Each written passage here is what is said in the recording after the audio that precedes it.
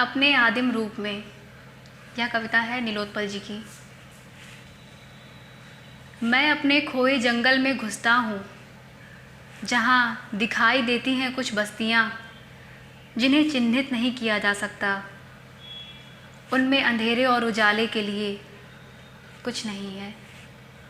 वे भरी हैं ऊब और काई से, रंग और पर्दों से। मैं कुछ नहीं कर सकता उनके लिए, जिन्हें बचाया जाना ज़रूरी नहीं था। मैं हूँ अपने तरीक़ों में पुरातन कोई धातु, चित्र या प्रतीक। मैं अपने आदिम रूप में प्रवेश करते हुए रखता हूँ आने वाले कल के लिए खुद को। मैं भरा हुआ हूँ आखिर तक और रिक्त भी, मैं जिस व्यक्ति की हार में रह गया। और जो दूर तलक दिखाई नहीं देते, वह बच्चा और बूढ़ा आखिरी छोर पर खड़े देते हैं दस्तक कि अब तुम्हें दरवाज़े खोलना चाहिए। मैं सरक कर एक पत्थर हटाता हूँ, मुझे सुनाई पड़ती है गहरे कुओं से कुछ आवाज़ें, जैसे कुछ मुझ पर चोट करता हुआ। मैं आदिम रूप में चमकता एक पत्थर, मुझे अपने लिए गवाही नहीं चाहिए। मैं कहता हूँ, मैं हूँ उन सब में जहाँ से मुझे हटाया गया। मैं लकड़ी में हूँ, आरियों से कटता और नए आकार लेता। मुझे उन गलियों में देखो जहाँ तुमने छोड़ दिए नमक, रोटी के टुकड़े, छिलके, दूध और गंदा पानी। मैं गला नहीं, अब भी वही चमक और आकार लेने की क्षमता से भरा हूँ।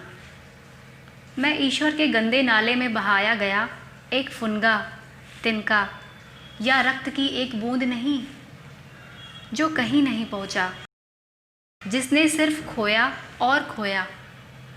या मैं वह नहीं जो होना चाहता था या जिसे मार दिया गया। मैं यह हूँ, स्वयं को रखता हुआ तुम्हारे सामने। मैं एक आदिम शब्द, मिथकों और अवास्तविक दुनिया से दूर। मैं अपने ढहने और मारे जाने से बिल्कुल भी खौफज़दा नहीं। मैं लाया गया या छोड़ा गया दोनों हो सकता हूँ, त्यागा गया या सहलाया गया हो सकता हूँ। लेकिन मैंने रोपी हैं जड़ें। जब कोई पेड़ इस कदर बड़ा हो गया कि मेरे हाथ पहुँचते नहीं अपने घुटनों तक, उसे काटा है कुल्हाड़ी से। और यही कहता हुआ आता हूँ कि जीवन तर्कहीन नहीं हो सकता, जारी रखो। हम वैसे भी नहीं जी सकते बचाव की मुद्रा में, क्योंकि जो हथियार हमें मारता है वह तलवार या भाला नहीं।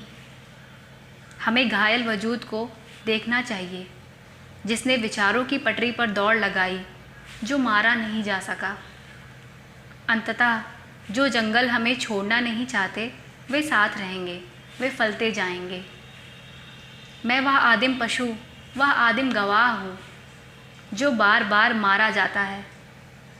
मैं उन जलती बस्तियों से नहीं लौट पाया, जिसने पराजित अक्षरों में यह कहा, मेरी मृत्यु इच्छाओं के लिए नहीं, खुद को पहचानने की अक्षमता से हुई।